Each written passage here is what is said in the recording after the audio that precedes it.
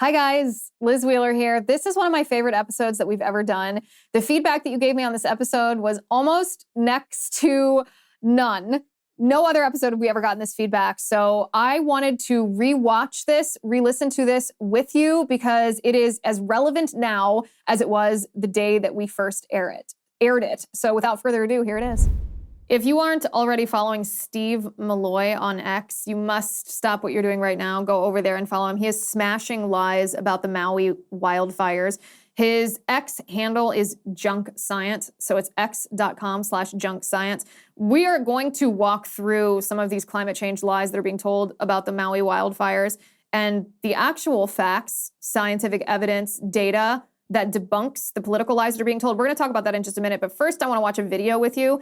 This is a video of Rachel Zegler. You might know who Rachel Zegler is. You might not know who Rachel Zegler is, or like me, you might have seen her for the first time because she's starring in Disney's remake of Snow White. Yes, that girl. You've seen her. Who in their right mind would pay to watch that kind of garbage? I'm not sure. In fact, every time Rachel Zegler opens her mouth to talk about Snow White, I become more and more convinced that she was miscast as Snow White and is actually the living embodiment of the Wicked Queen. But she's gone viral once again because of this video. Let's take a look.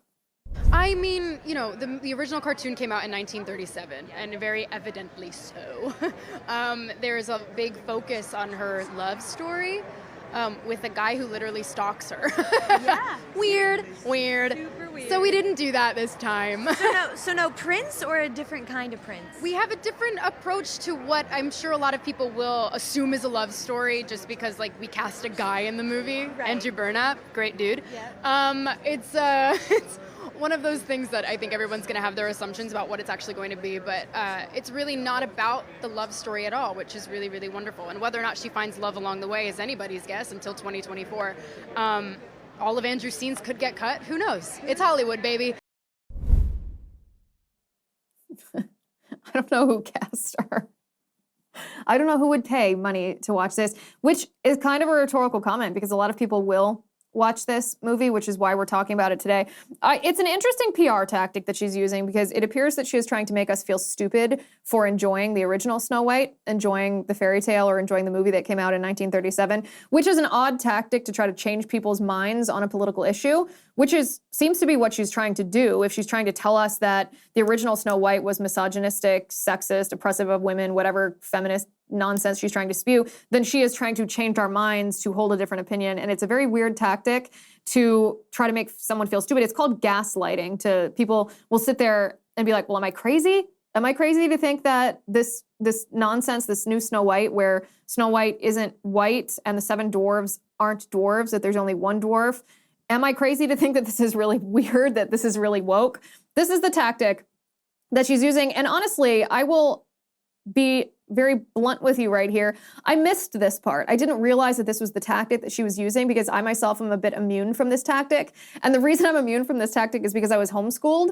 And back when I was homeschooled, I know homeschoolers now are totally normal and homeschooling has been totally normalized in society. But back when I was homeschooled, back in the day, I'm 34, so it was a while back, homeschooling was not very common. And homeschooling had a lot of stigmas attached to it. Stigmas that weren't accurate in the case of my homeschool experience. Maybe they were in other people's experiences, but I was not wearing a jean skirt down to my ankles. I was not wearing braided hair and thumping a Bible and unsocialized and uneducated and blah, blah, blah, sort of the standard stereotype of homeschoolers at the time. Again, whether or not it was true. But one of the things that I did learn as a child, you had to learn if you were homeschooled back when I was, is not to care what other people think, because other people met you, and as soon as they found out you were homeschooled, then you automatically had to experience the barrage of these stereotypes being hurled at you. Like, are you socialized? Are you smart? Do you know anything? And so you just kind of learned to let everyone's criticism or their preconceived notions roll off your back. So I grew up naturally not caring what other people think in that sense, and then being conditioned to it because of the circumstances, being homeschooled. So it was actually an interesting conversation I was having about this earlier with my producer, Rebecca, where she was saying she's trying to make people feel stupid. It's a form of peer pressure.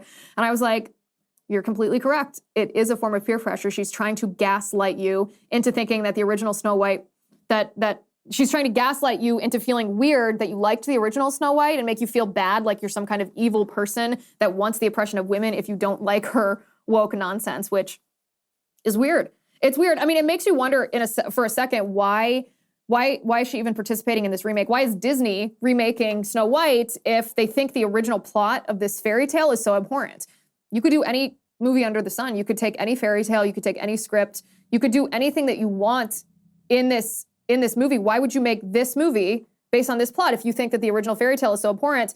And I think the reason for this is because theater, and I know that movies are a type of theater, but theater has always been used as a form of political or social or cultural statement. It's always been used to try to change people's minds on those issues. And that is what Disney is trying to do here. So it would behoove you and me to ask, okay, well, what is Disney trying to change our minds about? Maybe they're trying to change our minds about how we view traditional gender roles. Maybe they're trying to retrain the minds of the young girls who actually will go watch this. I mean, I can sit here and mock, like, who on earth is going to pay to see this? But the fact of the matter is a lot of young girls are going to go see this, and their minds are going to be influenced by what's in this movie and the way that women are portrayed, the way that men are portrayed. And it seems, based on everything that we have heard so far from Rachel Zegler, that this new Snow White remake is going to be focused on feminism, essentially, hating men, telling women that they should be more career focused, kind of demeaning wanting to get married and fall in love and have a family, and really demonizing the idea of a knight in shining armor. And the knight in shining armor became part of fairy tales because of human nature, because women and men fall in love, because we as women are different than how men are. Essentially, the knight in shining armor is a representation, this is just the Christian worldview here, of traditional gender roles, that men are supposed to be the protectors. They are supposed to protect women who are the homemakers or the creators of life.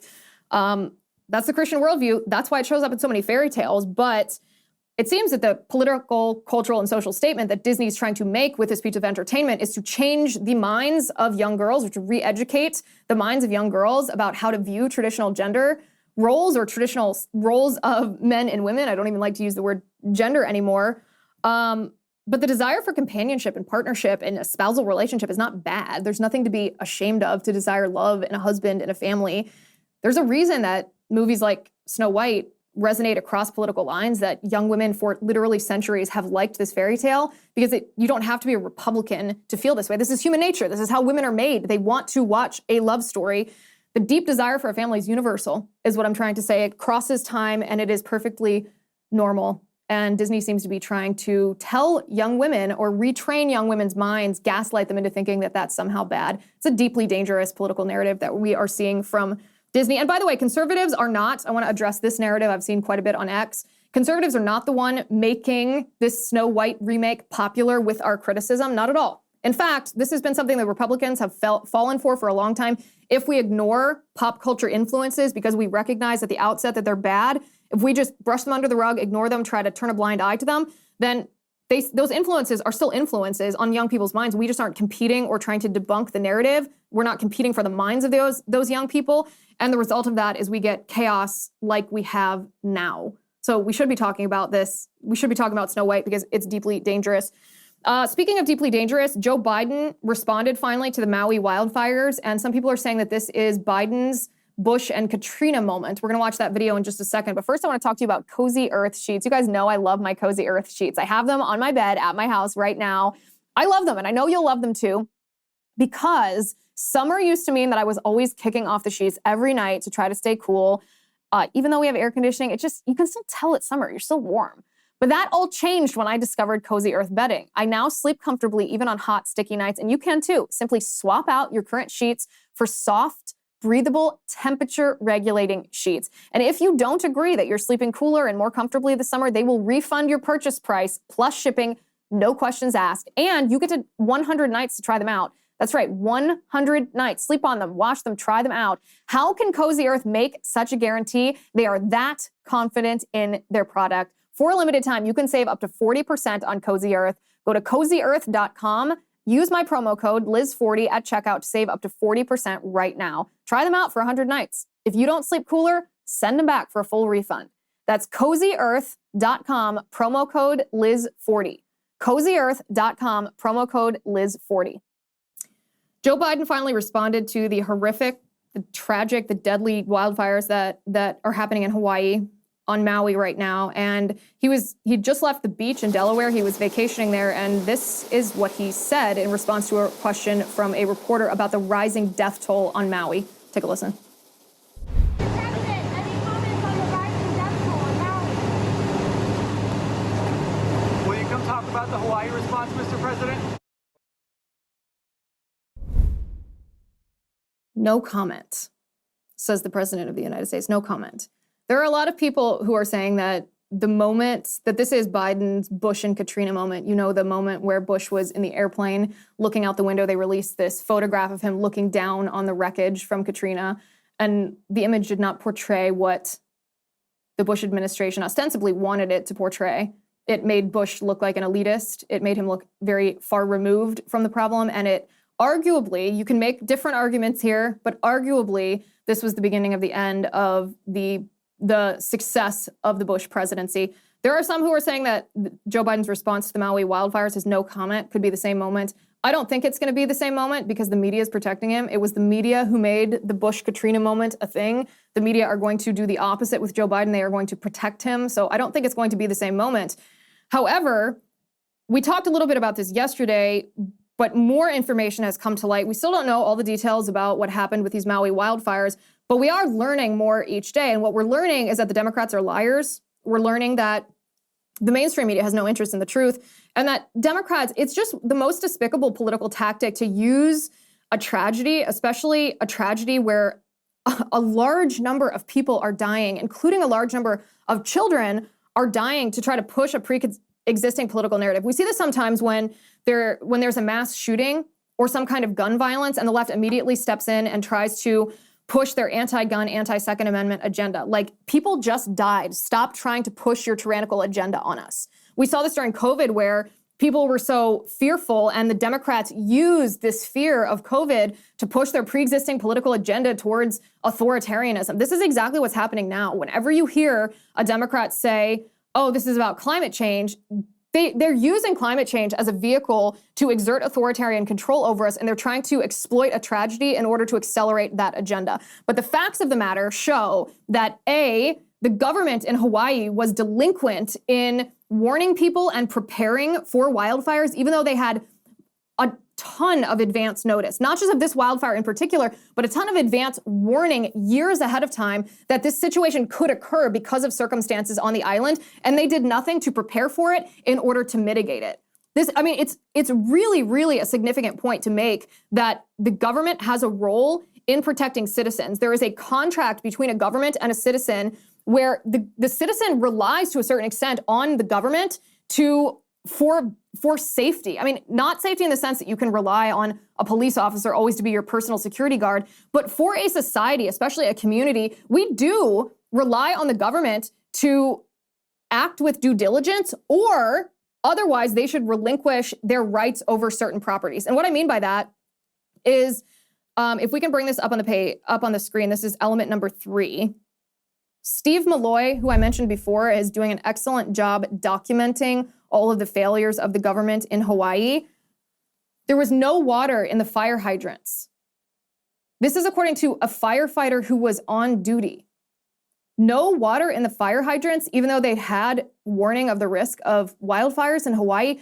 And we talked yesterday about how they didn't send out a warning. The sirens didn't blare. People had no idea that this was happening. Some people until their houses were already on fire. So the emergency warning system failed, even though it had gone off twice wrongly in the 2 years prior to that. There was no water in the fire hydrants, according to firefighters on duty.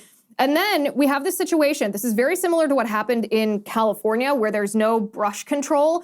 And so dead trees and branches and pine needles and all of this stuff becomes just like ripe for combustion. When the sugar plantations left Hawaii, what happened to the sugar plantations? Well, non-native, fire-prone wild grasses took over that were extremely combustible. They were ripe for wildfires. This is element number 4. Again, all credit here to Steve Malloy, who's tracking all this stuff. It's incredible the circumstances that could have been avoided. So I'm going to read you what he posted on X here. He said, 2020 hazard mitigation plan for Maui estimated a 90% chance of wildfires every year. 90%. Like, comprehend that. When the land management, the sugar plantations left, fire-prone non-native grasses took over. Everyone in the government and green groups knew this, but no one did anything. Now they're trying to blame climate for their reckless disregard of reality.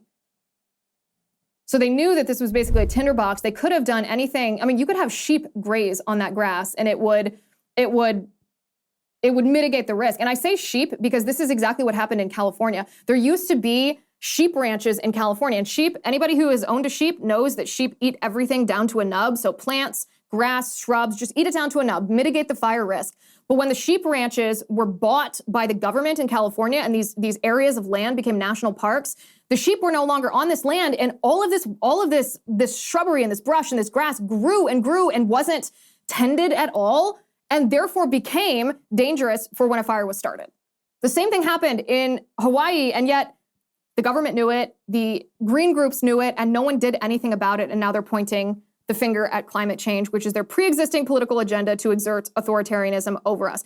And by the way, even scientists who believe in the premise of climate change were issuing these warnings. And I'm going to read you this letter from a scientist back in 2019 about the possibility of deadly wildfires on Maui in just a second. Let's talk about Bonner wine. Today, my friends, I have a special treat for you. It is a wine so rare that it sells out practically every time it's released.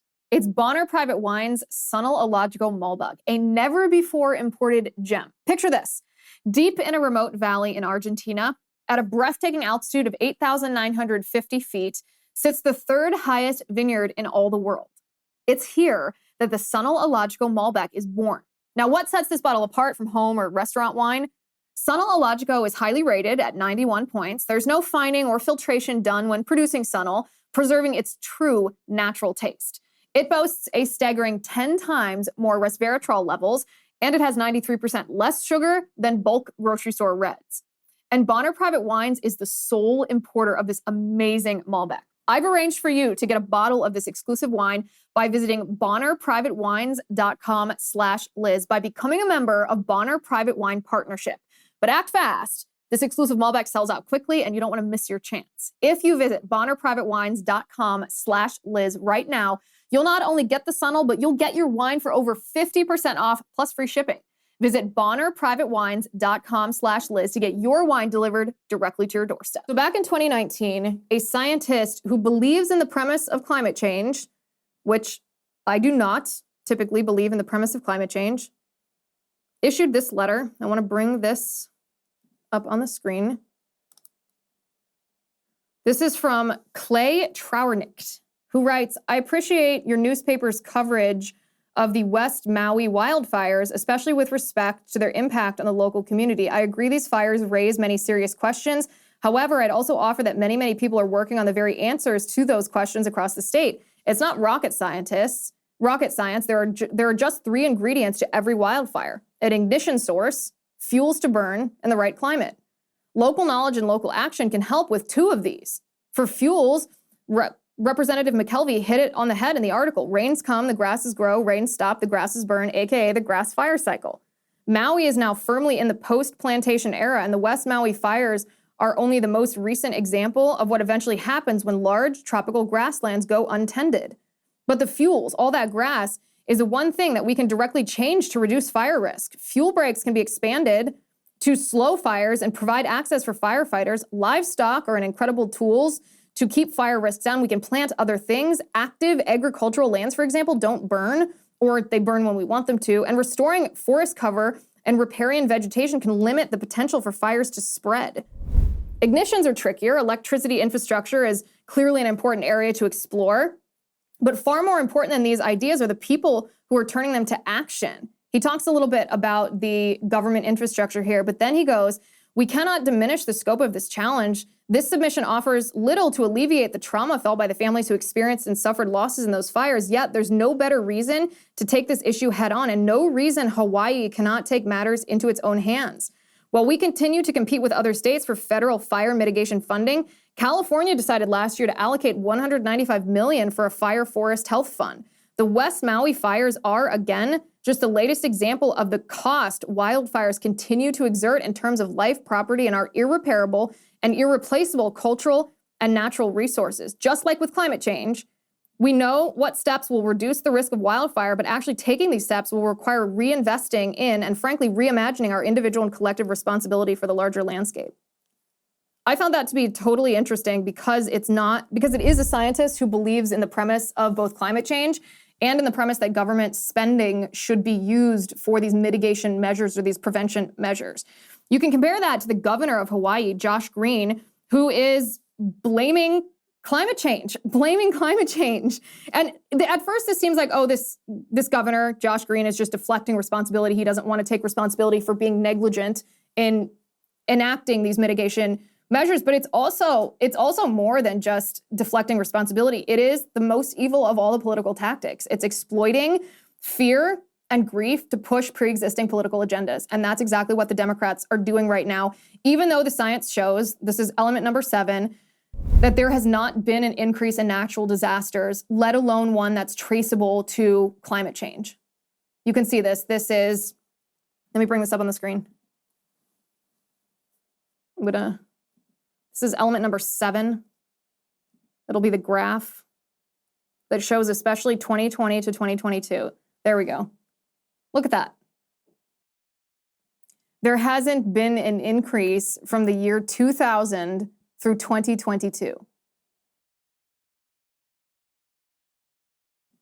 The only increases that we've been able to trace in the last 100 years have been because of our increased ability to detect and label such incidents, not because that they have increased in severity or frequency. The left, once again, is lying, just like they're lying about what's happening in our inner cities. What's happening in our inner cities is not the violence that's happening. San Francisco, for example, Seattle, Portland, these cities that are just an absolute clown show. They're like a third world country. This is not the result, the violence or the homelessness or the anarchy is not the unintended consequences of unwise leftist political policies. It's the purpose.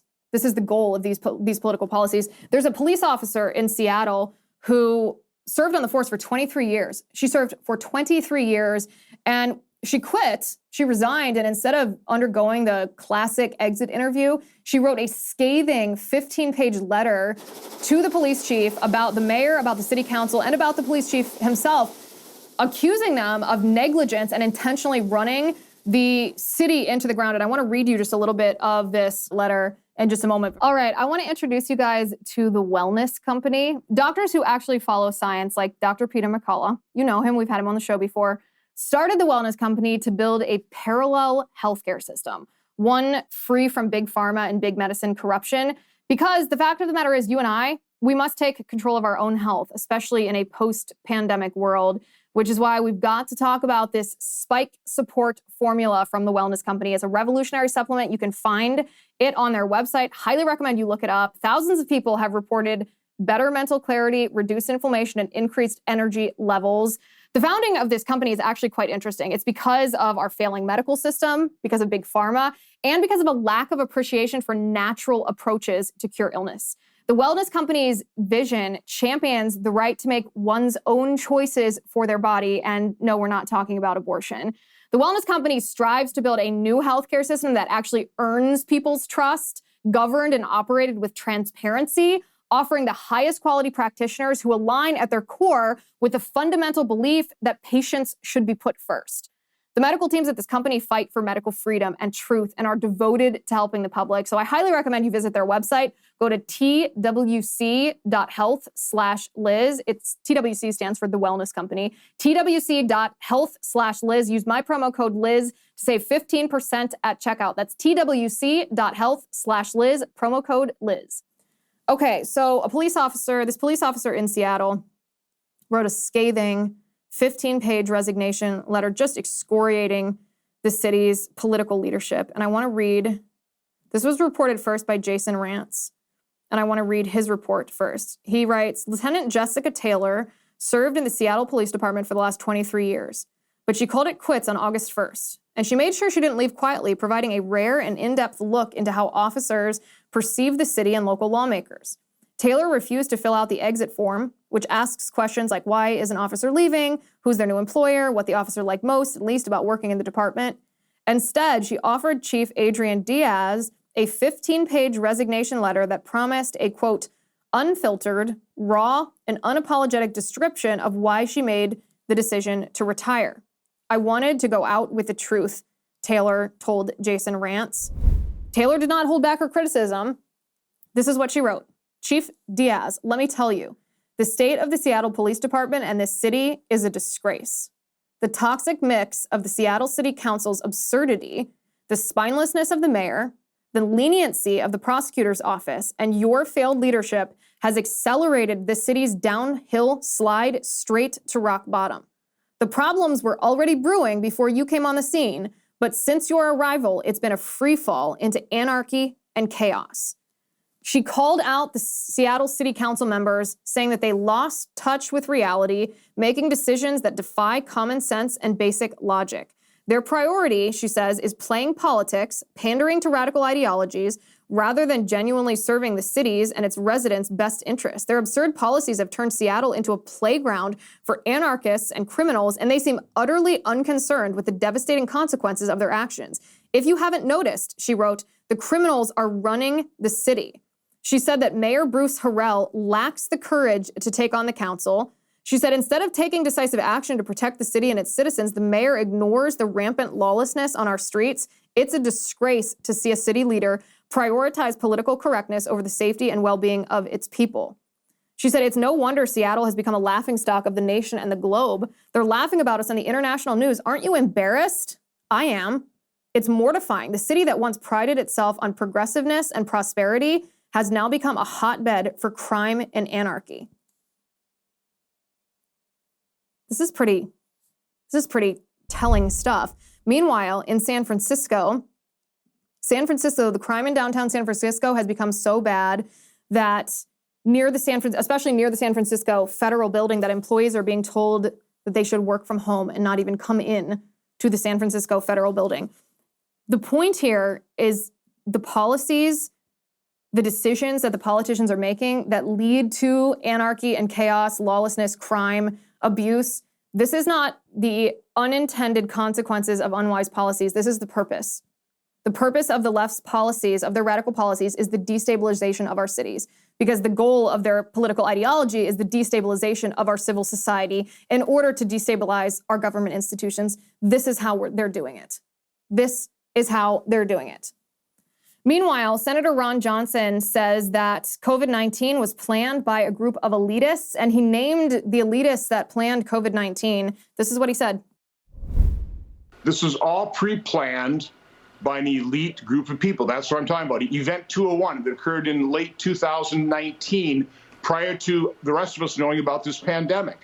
Again, this is very concerning in terms of what has happened, what is happening, what continues to be planned for our loss of freedom.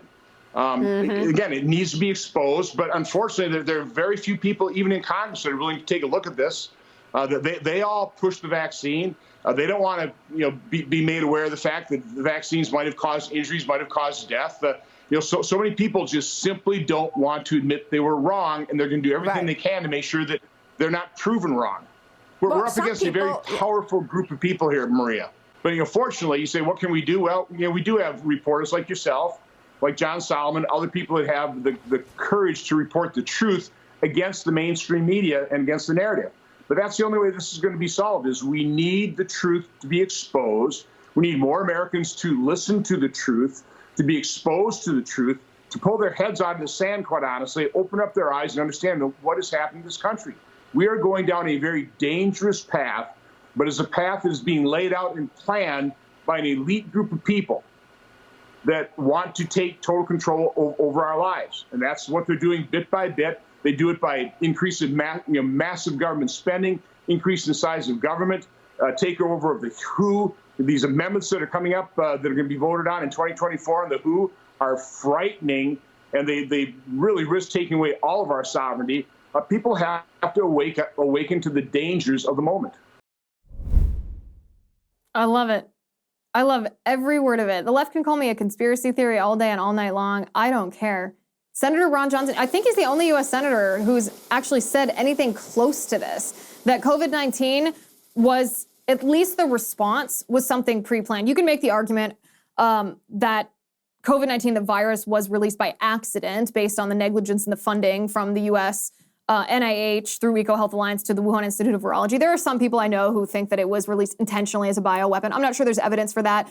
Regardless, putting that aside, that notwithstanding, I think the evidence shows, most of us can agree that the response from the government, especially the response that contradicted decades and decades of science, that was pre-planned. That was a playbook that was practiced during Event 201 with the Bill Gateses and the Klaus Schwabs and all of these global elitists and the World Health Organization and yes, the CDC and all of these institutions and global powers that sought to control our population, maybe even the global population, not just the American population, by first telling us that if we didn't obey them, that we were going to die of some crazy, scary virus.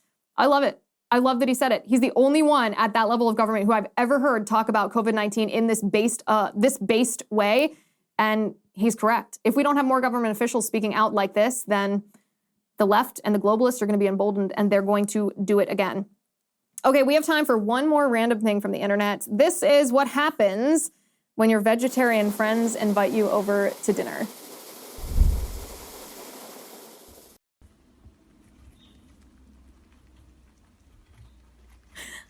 For those of you who are listening, this is two bunny rabbits who are nibbling on a cucumber next to a little wiener dog that's looking sad and lonely and not eating anything. Maybe this is what happens if I invite people to my house to cook. I go to town eating my delicious vegan food, and other people are like that little dog. Rebecca suggested this video because this is how she feels when we have dinner. Just saying, just a suggestion, something I'm throwing out there. All right, guys, thank you for watching the show today. Thank you for listening. I'm Liz Wheeler. This is The Liz Wheeler Show.